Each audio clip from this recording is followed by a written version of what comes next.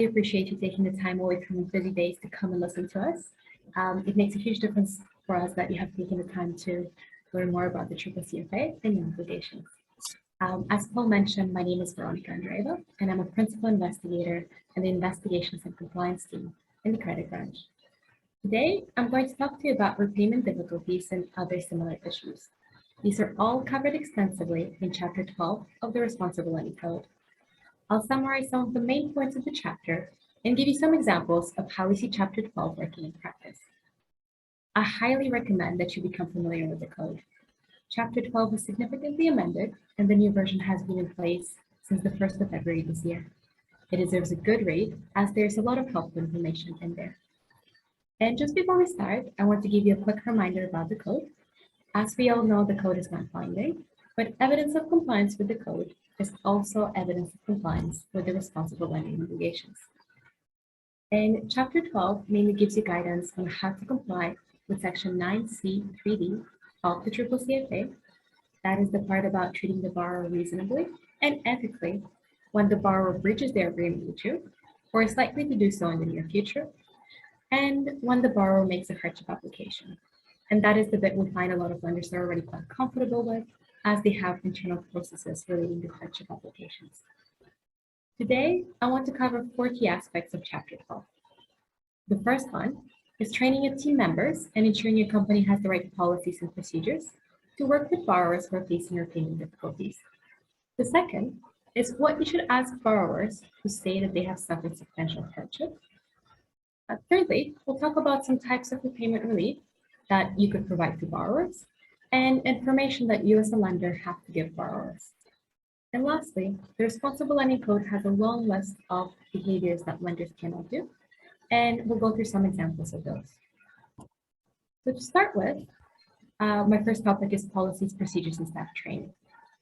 Your company should have policies and procedures in place, and staff should be really well trained on these 2 topics: how to identify and how to deal with borrowers who have repayment difficulties.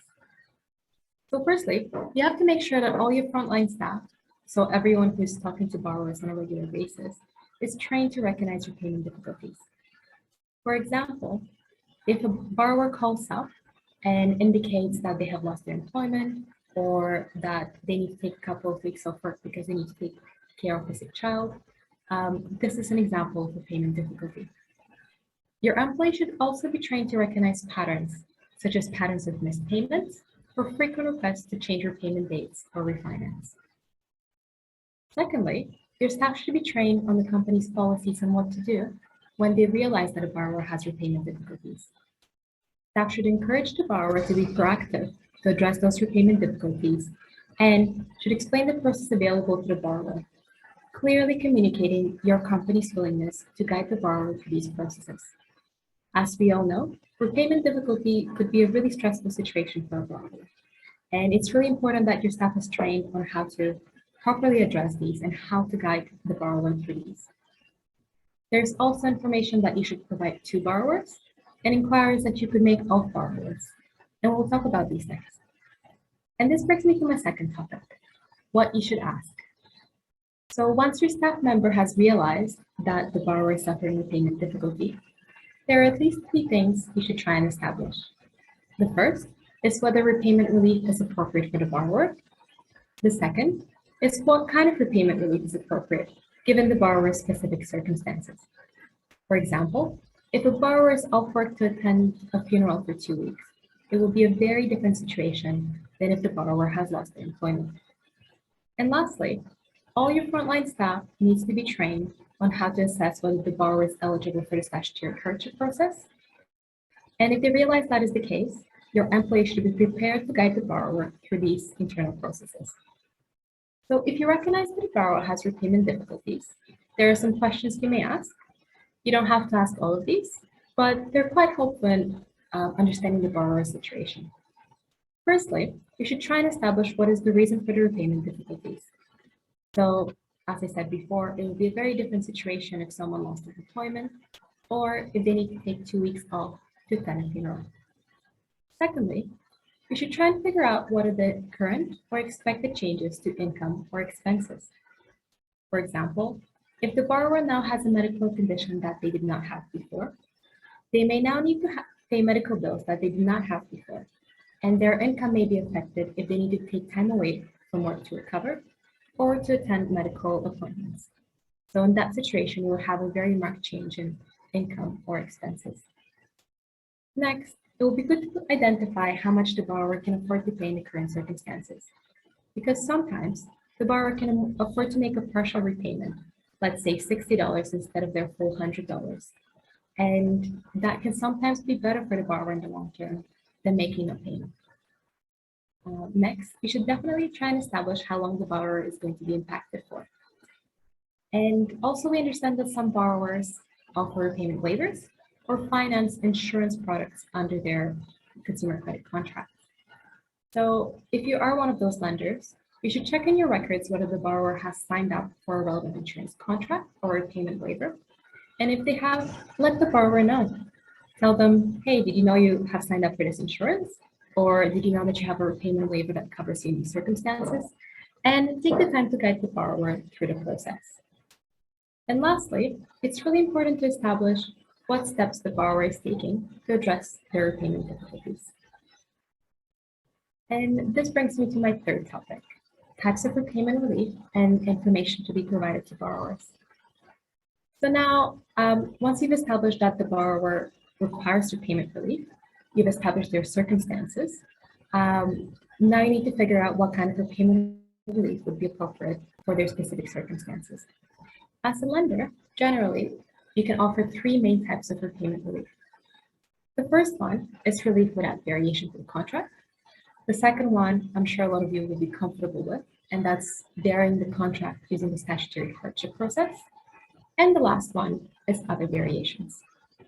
So for relief without variation to the contract, this is where you assist the borrower, but you do not vary the contract. For example, you can waive your late payment fees or default fees.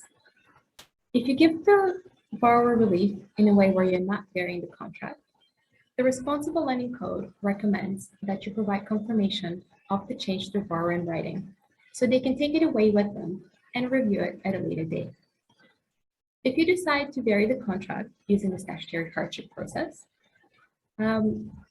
you can do quite a few things. So this generally happens when the borrower loses their employment, goes through a relationship breakdown, or suffers illness or death in the family.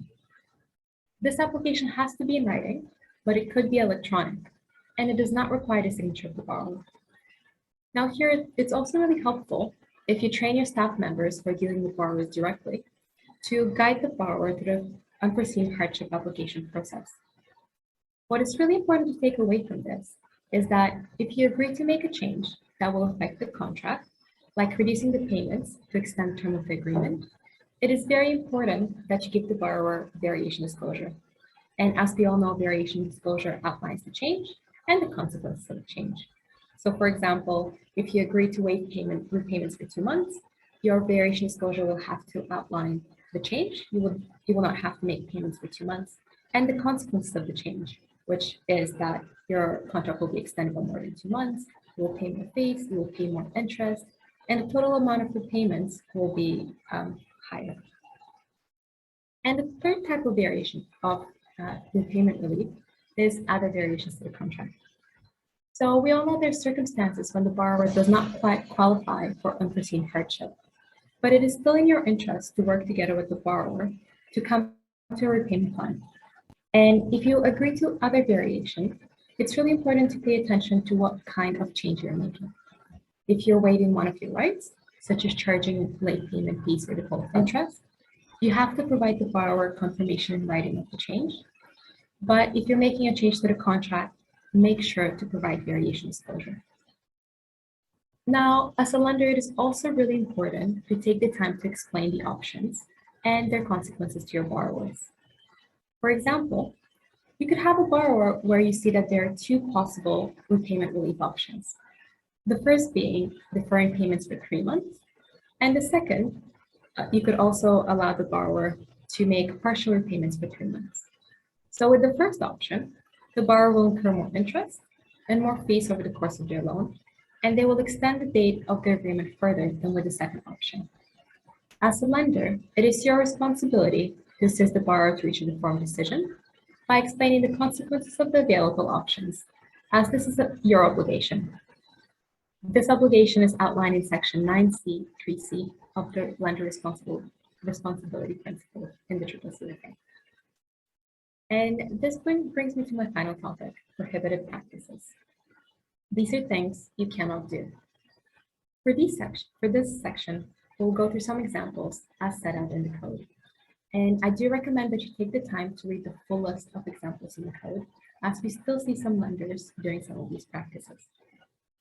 So the first example in the code is that lenders cannot hold multiple direct debit forms, and when a borrower cancels one, lodge another one without the borrower's consent. Secondly, lenders cannot tell a borrower or imply to the borrower that the borrower cannot cancel a direct debit. Also, lenders should not continue to receive money from a borrower by direct debit after they have realized that the loan has been repaid in full. It is really important that you have systems in place to identify when such payments are being received on accounts that have been fully paid. If that is the case, you need to notify the borrower as soon as possible and refund any overpayments. Lenders should not request or arrange for the borrower to have their loan repayments automatically deducted from their benefit or wages, where a borrower is having repayment difficulties and is engaging with the lender. Lenders can only do this if they have reasonable grounds to believe that the borrower will be able to discharge their repayment obligations while also meeting necessities and other financial commitments. Further, if you're in a situation where you as a lender require the borrower to bring in a new guarantor because the borrower is defaulting on their payments, it is very important that you explain the situation to the new guarantor, particularly that they're only needed because the borrower is not meeting his obligations and making their repayments. And the next one we still see quite a bit, so please make sure you don't do this. Lenders cannot require that the borrower has made an application for KiwiSaver hardship withdrawal as a prerequisite for a hardship application. And also keep in mind that when you need to contact the borrower's employer or any other person, keep the communication to the minimum extent necessary to reach the borrower. And the last situation we also see quite a bit, so make sure that you don't do this. If you hold an assignment of wages and you intend to forward this to the borrower's employer, you should inform the borrower that they may have the right to withdraw their consent and give them an opportunity to speak to their employer directly. This gives the borrower an opportunity to explain the situation to their employer before the employer is contacted by the lender. Also, when a borrower is facing repayment difficulties, the Responsible Lending Code recommends that you take into account the borrower's preferred means of repaying the debt. So everything we've covered today is described in more detail in Chapter 12 of the Responsible Lending Code. And the key things I want you to remember when you walk away today are, firstly, you should have policies and procedures on how to deal with your borrowers who face repayment difficulties, and you should train your staff on these. This is not just one training session that you do once in every 5 years, and then you completely forget about this. Make sure you implement this in your annual training program.